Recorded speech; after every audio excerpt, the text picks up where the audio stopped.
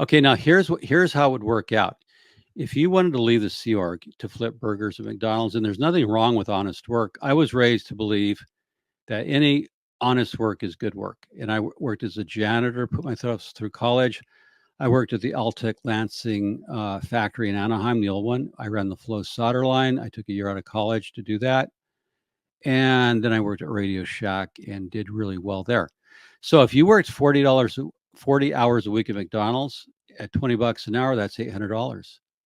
That's $40,000 a year by going to McDonald's compared to nothing. Nothing. I mean, $45 a week, maybe. If you put in 20 hours of overtime at McDonald's, that would be $600 extra. So that would really give you $1,400. So if you put in, because McDonald's and all the other fast food places always are looking for overtime, so you could make $1,400 a week on a 60-hour work week. That's $70,000 per year in fast food.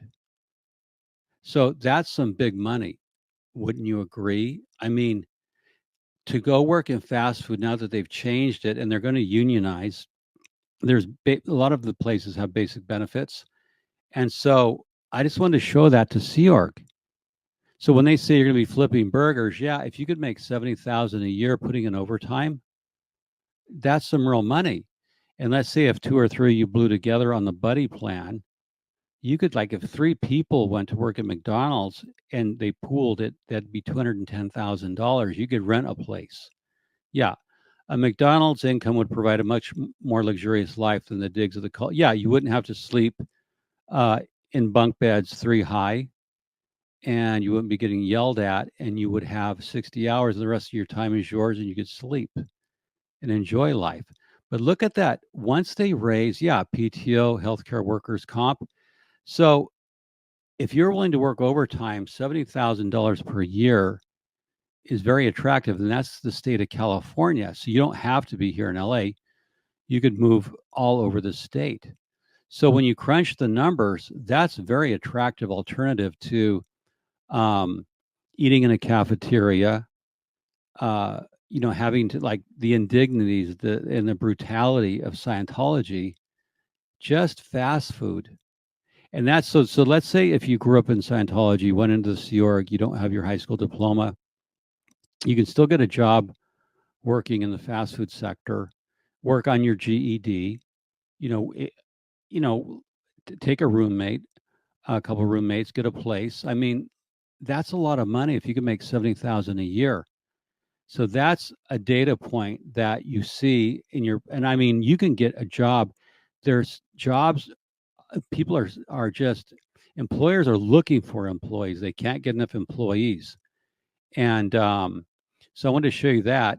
Now, the value of a Sea Org worker, and I'm going to take this is back of the math. The figure would be higher, but I want to show you what a Sea Org worker is worth if he or she was paid $16 per hour, which is minimum wage in California. They made it 20 for fast food, and that's California politics and unions. But the minimum wage is 16. Now, after you work your first 8 hours, you get time and a half. So that's $24 an hour. Anything over 8 hours. And then when you go over 12 hours in a day, you get double pay, or $32 an hour. So if we assumed, and this, like I said, my maths here is back of the envelope. And if someone wants to post in the comments, you would actually get, I think, on your 7th day, double time. But I'm just going to do this. And if you follow along, and I'm going to post this PowerPoint on my blog. Marilee says, I worked stuffing envelopes at $1.25 an hour, but rent was only $125 a month.